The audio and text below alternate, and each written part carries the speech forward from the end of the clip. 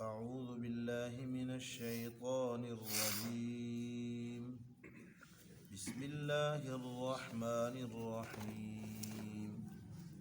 ومن حيث خرجت فول وجهك شطر المسجد الحرام وحيث ما كنتم فولوا وجوهكم شطره لئلا يكون للناس عليكم حجة إلا الذين ظلموا منهم فلا تخشوهم واخشوني ولأتم نعمتي عليكم ولعلكم تهتدون.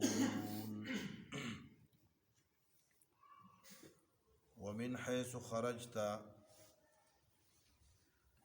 اور جہاں بھی آپ نکلے، الی ای جہت خرجت، جس طرف بھی آپ نکلے، فول وجہ کا،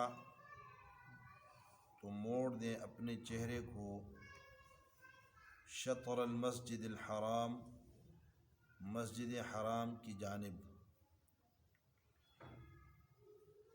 وحیث ما کنتم، اور اے مسلمانوں تم بھی جہاں ہو، فولوا وجوہکم، پھیر لیا کرو اپنے چہروں کو، شطرہ، مسجد حرام کی جانب، لئلا یکون للناس علیکم حجۃ، تاکہ نہ رہے تمہارے خلاف لوگوں کے پاس کوئی بھی دلیل، کوئی حجت، الا الذین ظلموا منہم، مگر وہ لوگ جو ان میں سے ظالم ہیں، وہ بغیر حجت کے لڑتے ہیں، تو فلا تخشوہم، ان کی پرواہ نہ کریں، ان سے نہ گھبرائیں، واخشونی، مجھ سے ڈرتے رہیں، میری حکم کی نافرمانی نہ کریں، وَلِأُتِمَّ نِعْمَتِي، اور یہ تحویل قبلہ کا حکم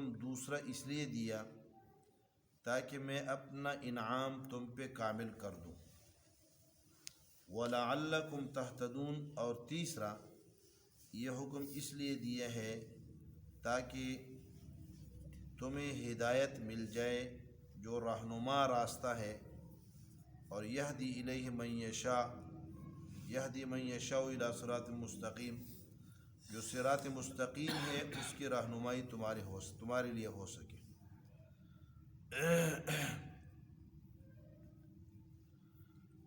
یہ آیات جو 143 نمبر آیات سے شروع ہوئی ہیں، ایک ہی مسئلہ ان میں چل رہا ہے۔ مسئلے کا عنوان ہے تحویل قبلہ، قبلہ کا بدل جانا، قبلہ کا پھر جانا، قبلے کے اندر تبدیلی کا آ جانا، یہ عنوان ہے مسئلے کا۔ اور ترتیب آیات کی میں نے آپ کو بتائی تھی کہ قد نری تقلب وجہک، آیت نمبر 145 یہ مقدم ہے، اس کے بعد آیت نمبر 43 ہے، اور پھر آگے ترتیب کے ساتھ باقی آیات ہیں۔ تو یہاں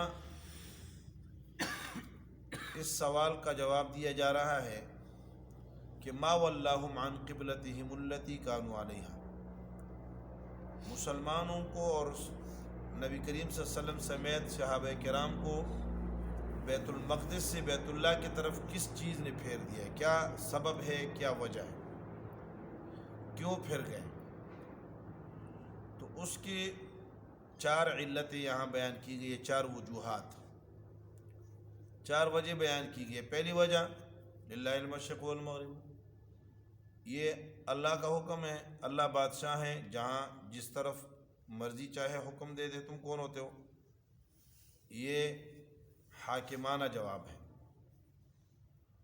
دوسرا جواب اس کا یہ ہے کہ یہ تحویل قبلہ اس لیے کیا گیا تھا تاکہ پتہ چلے کہ کون آپ کے پیچھے چلتا ہے اور کون آپ کے پیچھے چلنے سے ایڑیوں کے بل مڑ جاتا ہے، امتحاناً ایسا ہوا ہے۔ تیسری وجہ یہ بتائی گئی تھی کہ لکل قوم وجہۃ، ہر قوم کے اپنے اپنے، ہر قوم کے لیے علیحدہ علیحدہ قبلہ ہوا کرتا ہے، اور یہاں آپ بھی ایک مستقل قوم ہے، لہذا آپ کے لیے بھی ایک مستقل قبلہ ہونا چاہیے۔ یہ تیسری علت اور وجہ تھی۔ چوتھی وجہ آج کی آیت میں بتلائی جا رہی ہے، اور وہ یہ ہے کہ تاکہ لوگوں کو تمہارے خلاف کوئی حجت نہ رہے، نہ مشرکین کے پاس کوئی بات رہے، کوئی دلیل رہے کہ یہ ہمارے کعبے کی طرف کہتا اپنے آپ کو ابراہیمی ہے، لیکن ان کی کعبے کی طرف رخ نہیں کرتے اور بیت المقدس کی طرف انہوں نے رخ کیا ہوا ہے۔ اور مشرکین اور اہل کتاب کے پاس بھی حجت نہ رہے۔ اہل کتاب کہتے تھے، ان کی کتابوں میں یہ بات موجود تھی کہ نبی آخر الزمان جو ہوں گے وہ ذو قبلتین ہوں گے، پہلے بیت المقدس کی طرف رخ کریں گے، پھر بیت اللہ کی طرف۔ تو اگر ایسا تحویل قبلہ نہ ہوتا تو ان کے پاس حجت رہتی، وہ کہتے کہ یہ تو وہ نبی نہیں ہے، کیونکہ ہماری کتابوں میں اس کی علامت موجود ہے کہ یہ دونوں قبلوں کی طرف رخ کریں۔ مشرکین کہتے ہیں کہ یہ کیسے نبی ہے، اپنے آپ کو ابراہیمی کہتا ہے لیکن ابراہیم علیہ السلام کے قبلے کی مخالفت کر۔ تو ان دونوں کی حجتیں ختم کرنے کے لیے اللہ نے آپ کو حکم دیا کہ آپ بیت المقدس سے رخ موڑ کر بیت اللہ کی طرف کریں۔ اس آیت کا تکرار ہے، ومن حیث خرجت کا تکرار آیا ہے 3 مرتبہ۔ یہ لفظ آپ علیہ السلام کو خطاب میں 3 مرتبہ آیا ہے، اور مسلمانوں کو خطاب میں 2 مرتبہ آیا ہے۔ من حیث خرجت، ومن حیث خرجت، ومن حیث خرجت، یہ لفظ 3 مرتبہ جہاں پہ آپ علیہ السلام مخاطب ہیں، خرجت کے ساتھ 3 مرتبہ، اور حیث ما کنتم 2 مرتبہ ہے۔ یہ وحیث ما من حیث خرجت فولی وجہک شطر المسجد الحرام، فولی وجہک جو امر ہے یہ 3 مرتبہ آیا ہے، فولی وجہک۔ ایک یہاں آیت نمبر 146 ہے، آیت نمبر 144، ایک ہے آیت نمبر 144 میں قد نرا تقلب وجہک، اس آیت میں ہے فولی وجہک، ایک یہاں ہے، دوسرا ہے آیت نمبر 149 میں ومن حیث خرجت فولی وجہک، اور ایک آیت نمبر 50 میں آج کی آیت میں ہے ومن حیث خرجت فولی وجہک۔ تو آپ کو 3 مرتبہ یہ خطاب ہوا ہے، مسلمانوں کو صحابہ کرام رضوان اللہ تعالی اجمعین کو 2 مرتبہ حکم ہوا ہے، ایک وحیث ما کنتم فولوا وجوہکم آیت نمبر 44 میں، اور دوسرا آج کی جو آیت ہے وحیث ما کنتم فولوا وجوہکم۔ اس تکرار کی وجہ کیا ہے؟ تو مفسرین نے اس کی 3 وجوہات لکھی ہے۔ ایک وجہ اس کی یہ ہے کہ جہاں جہاں بھی آپ کو حکم دیا گیا ہے تو اس میں مقامات مختلف ہیں۔ پہلے آپ کو فولی وجہک فی المدینہ تھے، جب آپ مدینہ میں ہو تو بیت اللہ کی طرف رخ کریں، مدینہ سے نکلے ہیں لیکن سفر میں نہیں ہیں تو دوسرے مرتبہ حکم ہے کہ صرف گھر سے نکلے ہیں اور حد سفر کو نہیں پہنچے، قبا میں ہے یا احد میں ہے یا بنو سلمہ میں ہے، آس پاس مدینہ کے اندر، شہر مدینہ کے اندر ہے، تو وہاں بھی کیا کریں؟ آپ ولی وجہ کا رخ قبلے کی طرف کریں۔ اور تیسرے مرتبہ فرمایا جب سفر پہ ہوں، یمن جا رہے ہیں، مکہ جا رہے ہیں، جی کہیں ریاض جا رہے ہیں، کسی بھی شہر میں جا رہے ہیں، تو وہاں سے بھی کیا کرنا ہے؟ رخ بیت اللہ شریف ہی کی طرف کرنا ہے، دنیا کی کسی کونے میں چلے جائیں۔ تو یہ تکرار اس لیے ہے، تو تکرار نہیں ہے، مقاصد چونکہ الگ الگ ہیں، جب مقصد الگ الگ ہو تو تکرار نہیں ہوتا۔ دوسری وجہ یہ ہے کہ یہاں اصل میں 3 چیزیں ہیں۔ پہلا ہے ایجاب حکم، دوسرا ہے بقائے حکم، ابقائے حکم، اور تیسرا ہے دفع تنسیخ حکم۔ پہلا حکم ہے کہ تم پر واجب ہے کہ بیت اللہ کی طرف رخ کرو، دوسری مرتبہ ہے کہ یہ حکم دائمی ہے اور یہ برقرار رہے گا، تیسری مرتبہ کسی کے ذہن میں اشکال آ سکتا تھا شاید آئندہ چل کر یہ حکم منسوخ ہو جائے، تو تیسری مرتبہ ولی وجہ کہہ کر اس شبے کو ختم کر دیا کہ تنسیخ کا بھی احتمال نہیں ہے، منسوخ نہیں ہو۔ تیسری وجہ علماء نے یہ لکھی ہے کہ ہر ایک کے ساتھ علیحدہ علیحدہ ثمرہ ہے، فائدہ ہے۔ پہلے جب کہا ولی وجہ کا تو یہاں شہادت موجود تھی اہل کتاب کی، ان الذین اوتوا الکتاب لیعلمون انہ الحق من ربہم۔ دوسری مرتبہ جب وہ کہا فولی وجہ کا تو وہاں اللہ کی شہادت ذکر کی، انہ للحق من ربک، اور تیسری مرتبہ جب کہا فولی وجہ کا تو وہاں دفع حجت، لئلا یکون للناس علیکم حجتا، تاکہ دشمن کا آپ کے خلاف دلیل برقرار نہ رہ سکے، اس لیے آپ کو بیت اللہ کی طرف رخ کرنے کا حکم دیا ہے۔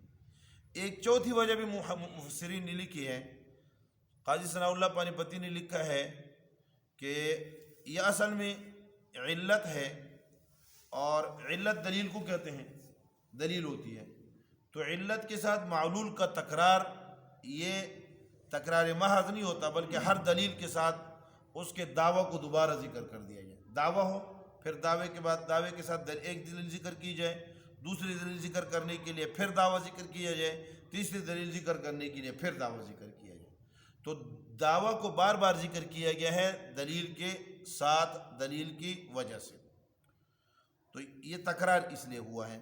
فرمایا من حیث خرجتا، اور یا ومن حیث خرجتا کا ہم نے ایک معنی یہ کیا کہ الی ای جہت خرجتا، یہ من الی کے معنی میں ہے۔ ایک دوسرا معنی بھی مفسرین نے کیا ہے کہ یہ من یہاں کس کے اپنے معنی میں ہے، من حیث خرجتا جہاں سے آپ کو نکالا گیا ہے، جہاں سے آپ نکلے ہیں مکہ مکرمہ اس کی طرف رخ کریں۔ اور یہ انداز لانے میں کیا تھی، یہ انداز لانے میں ایک حکمت پڑی ہوئی تھی، پوشیدہ تھی۔ جس گاؤں سے کسی کو بے دخل کر دیا جائے، وہ کہتے ہیں میں ادھر ویکھنا ہی نہیں، بندہ غصے میں آ جاتا ہے نا، تعصب میں آ جاتا ہے، یار میں ادھر میرا جی نہیں کرتا۔ کہیں سے اگر آپ کو نکال دیا گیا ہو، آپ کو مجبور کر کے جو ہے نا ایک علاقے سے بھگا دیا گیا ہو، آپ کے ساتھیوں کی زندگی اجیرن کر دی گئی ہو اور آپ کو نکال دیا ہو، آپ بے دخل ہو گئے ہو، تو پھر بندے کے جذبات میں آ کے بندہ کیا کہتے ہیں، یار نہیں دیکھتا ہوں، میں ادھر دیکھتا ہی نہیں ہوں۔ آپ کہتے ہیں ادھر چلے جاؤ، اس گاؤں چلے جاؤ، یا اپنے کیا فلاں کے گھر چلے جاؤ، وہ کہتے ہیں میں اس کی طرف دیکھنا نہیں چاہتا، تم کہتے ہو کہ چلے جاؤ۔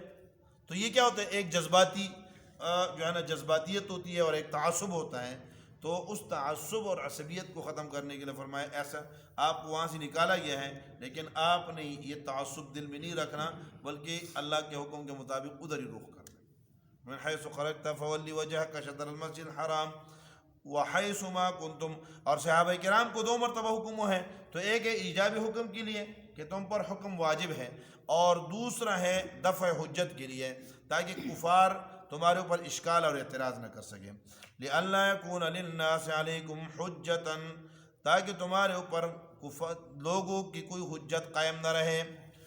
ناس سے مراد دونوں ہو سکتے ہیں، ناس سے مراد یہود یعنی اہل کتاب بھی ہو سکتے ہیں، اور ناس سے مراد مشرکین بھی ہو سکتے ہیں۔ جیسے میں نے آپ کو بتایا کہ یہود کے پاس، اہل کتاب کے پاس یہ حجت موجود تھی کہ نبی ذو قبلتین ہے، اگر تحویل قبلہ نہ ہوتا تو وہ کہتے ہیں کہ اوہ یہ کیسا نبی ہے، اس کی صفت تو ذو قبلتین ہے اور یہ ایک قبلے کی طرف رخ کر رہا ہے۔ اور مشرکین کے خلاف بھی حجت قائم ہو جاتی.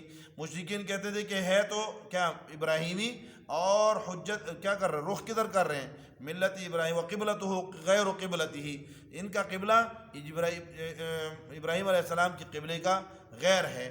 فلو لم تکن الی بیت اللہ لکان حجتہم قائمۃ, اگر بیت اللہ کی طرف رخ نہ کرتے تو ان کی حجت برقرار رہتی. تو ان کی حجتوں کو جڑوں سے اکھاڑنے کے لیے اللہ نے تحویل قبلہ کرا دیا. تو ایک ہی تیر سے گویا کہ کیا ہے, دونوں شکار کر لیے. ادھر یہود کا منہ بھی بند ہو گیا اور مشرکین کا منہ بھی بند ہو گیا. الا الذین ظلموا منہم, الا الذین ظلموا منہم, یہ اللہ کے اندر دونوں احتمال ہیں, یا تو یہ استثناء منقطع ہے, ماقبل سے اس کا تعلق نہیں ہوتا, اور یہ لیکن کے معنی میں ہوتا ہے. لیکن وہ لوگ جنہوں نے ظلم کیا ہے وہ پھر بھی اعتراض کریں گے, تو ان ظالموں سے ڈرو نہیں. یا لئلا یکون للناس علیکم حجۃ الا الذین, یعنی کسی کی تمہارے خلاف حجت, لوگوں کے تمہارے حق میں تمہارے خلاف دلیل نہیں رہے گی, الا الذین ظلموا منہم, لیکن ان میں سے لوگوں میں سے جو ظالم ہیں وہ دلیل کے بعد بھی کیا ہیں, آپ کو مانیں گے نہیں, تسلیم نہیں کریں گے. الا الذین ظلموا منہم, کیونکہ بغیر دلیل کی جو مخالفت کرتا ہے تو وہ ظلم ہی ہوتا ہے, زیادتی ہوتی ہے. فلا تخشوہم واخشونی, اس وقت ڈرو جب تمہارے پاس دلیل نہ ہو, شریعت کا حکم تمہارے پاس نہ ہو, پھر گھبراؤ کیونکہ اللہ تمہارے ساتھ نہیں ہوگا. اور اگر اللہ تمہارے شریعت کا حکم تمہارے پاس ہے پھر گھبرانے کی کیا ضرورت ہے, پھر تو نہ ڈرو. یہ آپ علیہ الصلوۃ والسلام کو اور پوری دنیا کو, دنیا اسلام کو ایک پیغام ہے کہ بھائی اگر تم خدا کی دین پر چلنے کا ارادہ کر چکے ہو اور خدا کی دین کو دنیا میں نافذ کرنے کا عزم کر لو, تو پھر یہ نہ ڈرو کہ یار پتہ نہیں بین الاقوامی قوانین کیا کہیں گے, اور ہمیں کیا ہے اقوام متحدہ کیا کہے گا, اور فلاں کیا کہے گا, فلاں کیا کہے گا. کوئی کسی کا کچھ نہیں بگاڑ سکتا. جب خدا کا خوف ہو, خدا کے خوف کے مقابلے میں ان سے نہ ڈرو. واخشونی, مجھ سے ڈرو کہ میری مخالفت نہ ہو جائے. تو دنیا کے قوانین کو وہ کیا کمال ہے کہ بدلا ہے زمانے نے تجھ کو. مرد وہ ہوتے ہیں جو دہروں کو بدل دیتے ہیں. تو اس زمانے کے سامنے آپ علیہ السلام آئے ہیں, پوری دنیا کو بدل کے رکھ دیا ہے. یہ ہوتی ہے انقلابی شخصیات, اور انقلاب کا اصول یہ ہے کہ فلا تخشوہم واخشونی. بس دنیا اب یہاں ہمارے یہاں ہم رسم و رواج کے سامنے, عورتوں کے سامنے ہم گھٹنے ٹیک دیتے ہیں. عورتوں کے سامنے یہ رسم و رواج جو ہمارے اوپر چڑھتے ہیں, تو یہ کیا ہوتی ہے, یہ عورتوں کی چڑھائی ہوتی ہے ہمارے اوپر. ان کے سامنے اچھے خاصے دیندار, نیک, مولوی, تبلیغی, جتنا مرضی ہو, وہ بیچارہ کیا ہو جاتا ہے جب ادھر سے چڑھائی آتی ہے, خدا کا خوف نہیں ہوتا, اس سے ڈرتے ہیں, بس جناب والا مسئلہ گڑبڑ ہو جاتا ہے. تو بھائی اگر شریعت کے حکم کے مطابق آپ آنا چاہتے ہیں تو پھر آپ کو کیا کرنا, زبردست قسم کا سٹینڈ لینا پڑے گا, مضبوط. تو اس مضبوط سٹینڈ کے لیے ہم تیار نہیں ہیں. فلا تخشوہم, جب شریعت کا حکم تمہارے, حجت تمہارے پاس ہے, ان کسی کے پاس دلیل نہیں ہے, حجت نہیں ہے, تو بے دلیل آدمی جو مرضی کرے, مارے گا تو مارنے دو, لڑتا ہے تو لڑنے دو.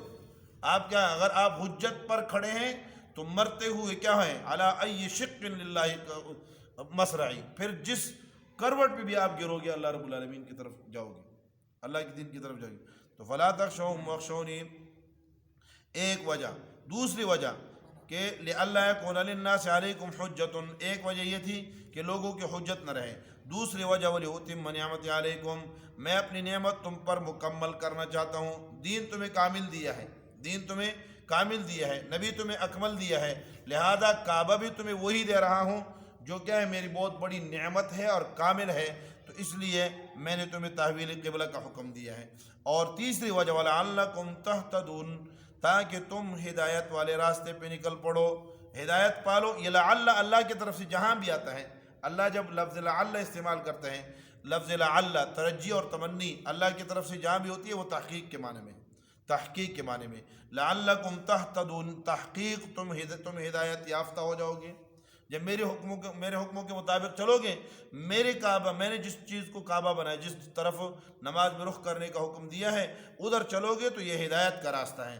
اس سے ہٹ کر اگر چلو گے تو بغیر حجت کے اور بغیر دلیل کے راستہ ہوگا, بغیر قرآن و سنت کے راستہ ہوگا, اور جو قرآن و سنت کے خلاف راستہ ہوگا وہ ہدایت کا راستہ نہیں ہو سکتا. اس لیے تمہارے لیے 3 وجوہات کی بنیاد پہ میں نے حکم دیا.